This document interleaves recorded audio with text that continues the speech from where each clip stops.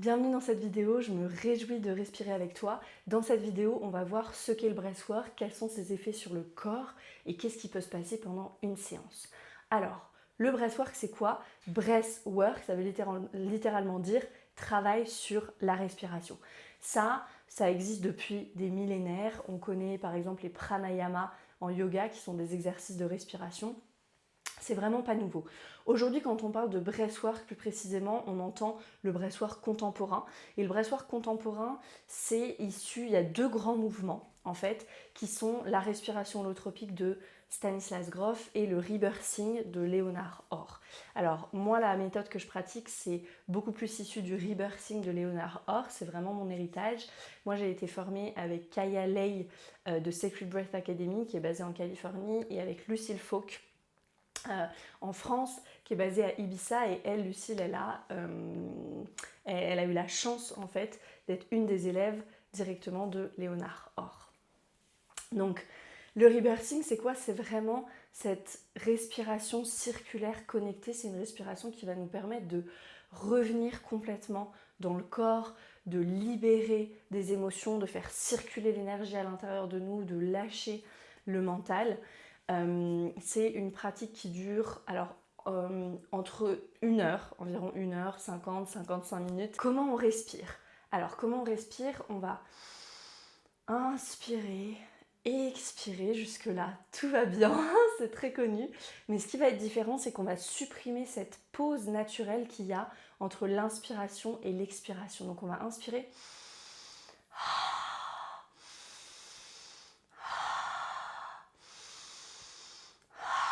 Et ça va être comme ça, ce cercle en fait, on va comme respirer en cercle fermé, et c'est ça qui va nous permettre petit à petit d'augmenter les niveaux d'oxygène à l'intérieur de l'organisme, et c'est ça qui va nous permettre d'aller en état de conscience modifié.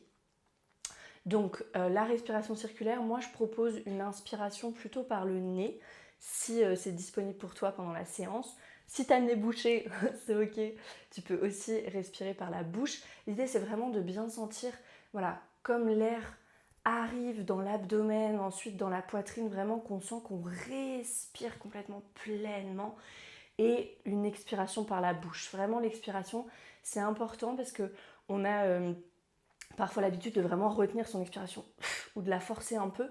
Là, ce qu'on veut, c'est vraiment relâcher comme un soupir. Et on n'est pas habitué à faire ça parce qu'au quotidien, on n'expire pas comme ça, on n'expire pas par un soupir de soulagement avec chacune de nos respirations. Or là, c'est ce que je t'invite à faire pendant la séance de breathwork. Donc, et de façon connectée. Alors ça, sur la technique, on y reviendra pendant la séance. Sur quoi est-ce que ça va nous faire travailler cette respiration? Moi, j'aime bien utiliser une analogie, l'analogie des 4 corps. Si tu es familier avec le yoga, les 4 corps, tu en as déjà entendu parler, le corps physique, le corps émotionnel, le corps énergétique et le corps spirituel. Et en breathwork, pendant une séance, on va vraiment venir agir sur ces 4 corps-là. Donc qu'est-ce qui va se passer par exemple au niveau physique? Sur quoi est-ce qu'on va travailler? La première chose, c'est que ça va nous offrir une véritable détoxification de l'organisme, le breathwork, parce que on a très très peu l'habitude de respirer aussi pleinement. En moyenne, on respire environ à 30% de notre capacité. Or, 70% des toxines sont expulsées par les poumons. Donc si on fait le ratio, on respire à 30% de notre capacité, il nous reste un petit 20%, on n'expulse pas bien du tout les toxines par nos poumons. Or, on sait qu'aujourd'hui, on vit dans un monde qui est assez toxique entre la pollution, l'eau, etc. C'est pas le sujet du jour, ça ce serait une toute autre vidéo, mais c'est très très important cette détoxification de l'organisme. Donc déjà, ça c'est une première chose. Ensuite, on peut ressentir une envie de bouger pendant la séance. En fait, on revient vraiment en connexion avec notre corps, et le corps sait, il y a une sagesse vraiment innée du corps. Donc ça, c'est vraiment une invitation aussi de laisser bouger le corps, même si ça n'a pas trop de sens pour le mental, juste lui, il sait ce qu'il veut faire, le laisser s'étirer, bouger dans tous les sens. On peut ressentir un petit peu des fourmillements aussi, voilà, il y a plein de choses qui viennent s'ajuster en fait. Et au niveau physique, on va aussi changer d'onde cérébrale. Au quotidien, on opère en ondes bêta. On appelle ça les ondes bêta. Et là, en breathwork, on va passer en ondes θ, delta, alpha, dans d'autres ondes cérébrales. Et c'est là où la guérison se produit. C'est ce fameux état modifié de conscience et c'est là comme un état de méditation mais très très très profond et c'est là où véritablement les choses bougent et la guérison se produit. L'état modifié de conscience, ça peut faire un peu peur, il n'y a pas du tout à avoir peur, c'est toujours toi qui respires, c'est toujours toi qui es en contrôle de ta respiration. Donc voilà, tu peux décider du tempo, décider d'accélérer à des moments si tu sens qu'il y a quelque chose à aller explorer. Tu peux ralentir à des moments si ça devient trop. Voilà, tu es toujours toi sur le tapis en train de respirer. On va aussi venir travailler sur notre corps émotionnel. Alors, en anglais, on dit emotions are in motion. Ça marche très bien en anglais. Les émotions sont en mouvement. Donc, les émotions, en fait, c'est juste de l'énergie qui veut circuler à travers nous. Et avec le breathwork, avec la respiration, on va revenir mettre du mouvement. C'est des émotions qui, souvent, à plein de moments de notre vie, n'ont pas pu circuler à travers nous. Qu'est-ce qu'on fait quand on a une émotion un peu trop forte, qu'on a peur, qu'on est stressé? On contracte et on bloque tout. Et donc là, on va venir remettre du mouvement. Et si on considère que les émotions, c'est de l'énergie, eh ben, il n'y a plus d'émotions positives, d'émotions négatives. Toutes les émotions sont valides, sont valables, sont bienvenues. Et ça, c'est vraiment un des enseignements qui me passionne le plus dans le breathwork. L'absence de discrimination entre les émotions. Il n'y a pas d'émotions positives, il n'y a pas d'émotions négatives. Tout est bienvenu. C'est de l'énergie en mouvement. Et donc la joie est aussi sacrée que la colère. La jalousie est aussi sacrée que la gratitude, etc., etc. Et donc l'invitation, c'est vraiment cette volonté de ressentir la totalité du soi, en fait.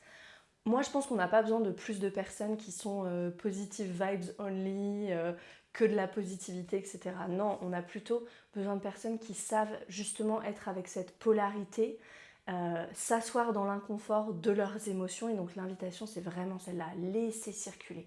Parce que qu'est-ce qui s'est passé quand on était enfant, en fait? Et c'est là où on vient vraiment toucher le sujet de l'enfant intérieur. Qu'est-ce qui s'est passé quand on était enfant?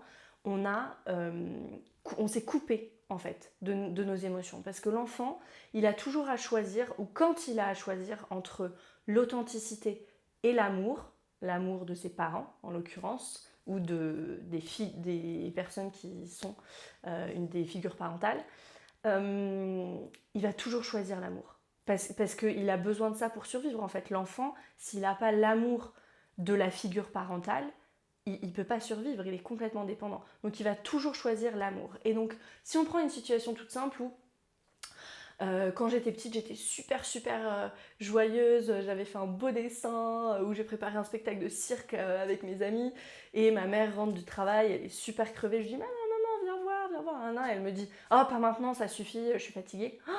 J'imprime que ressentir de la joie ou ressentir une joie intense, c'est dangereux parce que je perds l'amour de maman. Ça se fait aussi rapidement que ça dans le cerveau d'un enfant. Et donc c'est ce que j'imprime et puis après vers l'âge de 6-7 ans, tout ça, ça va se cristalliser et c'est ce qu'on va appeler notre système de croyance et c'est avec ça qu'on vit et c'est à travers ces lunettes-là qu'on vient voir la vie. Et ça peut être là, j'ai pris l'exemple de la joie, mais ça peut être la colère, c'est pas bien d'être jaloux, c'est pas bien d'être en colère, ne sois pas triste, les grands garçons ne pleurent pas, tout ce qu'on peut entendre en fait. Et on commence à voir le monde à travers ces lunettes-là et à se couper de l'intensité de ses émotions. Mais quand on se coupe de l'intensité de ses émotions, souvent on se coupe de l'intensité des émotions négatives, parce que qu'on dit négatives, des émotions qui sont les plus inconfortables, ou qu'on a étiquetées en tout cas comme inconfortables, on se coupe aussi de l'intensité des émotions merveilleuses que sont la joie, la gratitude, la reconnaissance, le fait de se sentir vraiment accompli. Toutes ces émotions-là, on ne va pas les ressentir de façon aussi intense parce que si on se coupe de l'intensité d'une partie de nos émotions, en fait, on se coupe de l'intensité de toutes nos émotions. Et donc avec le breathwork, on va vraiment reconnecter avec cette intensité qui est magnifique et ressentir la totalité de nos émotions. Et donc à des endroits où un jour l'émotion a été bloquée et où ça a généré un trauma, c'est ça qu'on appelle le trauma en fait, on va compléter, on dit comme ça, on va compléter le cycle du stress. Et donc ça va pas avoir forcément de sens pour le mental. Pourquoi à ce moment-là dans le breathwork où je me mets à pleurer, où je me mets à rire, où je ressens une émotion qui a absolument rien à voir avec mon quotidien en ce moment? Parce que c'est un peu, moi j'aime bien l'image de la tuyauterie en fait où on envoie vraiment un jet d'eau dans les tuyaux et on peut s'imaginer qu'il y avait des choses coincées à l'intérieur et on envoie un grand jet d'eau et ça va venir débloquer tout ça. Et donc ça n'a pas forcément de sens pour le mental aujourd'hui, mais vraiment fais confiance. C'est exactement ce dont tu as besoin et c'est des choses qui se libèrent en fait.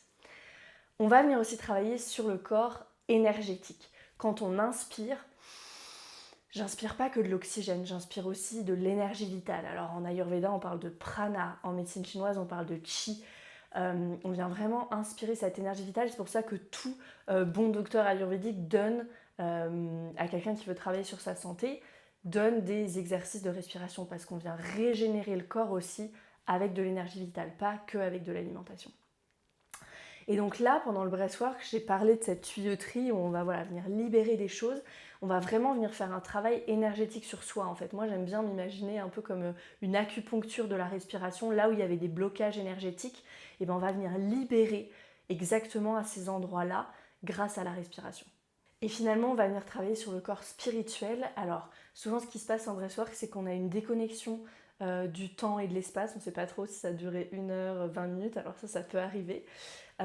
Aussi, vraiment cette sensation de faire partie de quelque chose de plus grand que soi. Cette sensation de connexion, d'être relié, d'expérimenter aussi une grande clarté. Aussi le sentiment de se connecter vraiment à son moi profond en fait. En yoga, il y a aussi cette image de diamant qui est couvert sous des couches de conditionnement, de croyances, etc. Et là, vraiment de venir toucher ce diamant. Donc ça, c'est au niveau plus spirituel. Qu'est-ce qui peut se passer pendant une séance? Alors, il peut se passer des résistances. Ça, c'est la première chose. Il y a 2 formes de résistance. Tout le monde expérimente plus ou moins la première forme de résistance. C'est vraiment, on appelle ça le monkey mind en anglais. C'est le petit singe, l'ego, le cerveau, le mental qui s'accroche et du coup qui va te faire penser à ta liste de courses et à ce que tu devais faire et à que ça te gratte, etc.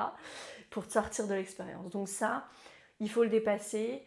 Rester vraiment avec la respiration les 10-20 premières minutes. C'est normal au début que le mental s'accroche. C'est la première sorte de résistance. Et le second type de résistance, là, c'est quand il y a éventuellement quelque chose qui est trop gros, qui est trop intense pour le moment, qu'on n'est pas prêt à rencontrer, en fait. Et donc là, c'est pareil. On est dans notre mental, on sent qu'on ne veut pas y aller, on sent que ça résiste.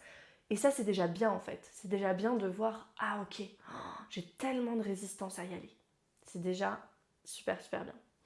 Une autre chose qui peut se passer au niveau physique cette fois, c'est des changements de température dans le corps. Alors ça, voilà, il faut juste laisser faire. Je l'ai dit tout à l'heure, le corps se régule. Il y a une sagesse immense, innée, et dans la respiration et dans notre corps. Donc le corps se régule. Vous pouvez aussi ressentir des petits fourmillements, un peu comme de l'électricité dans le corps. C'est complètement normal.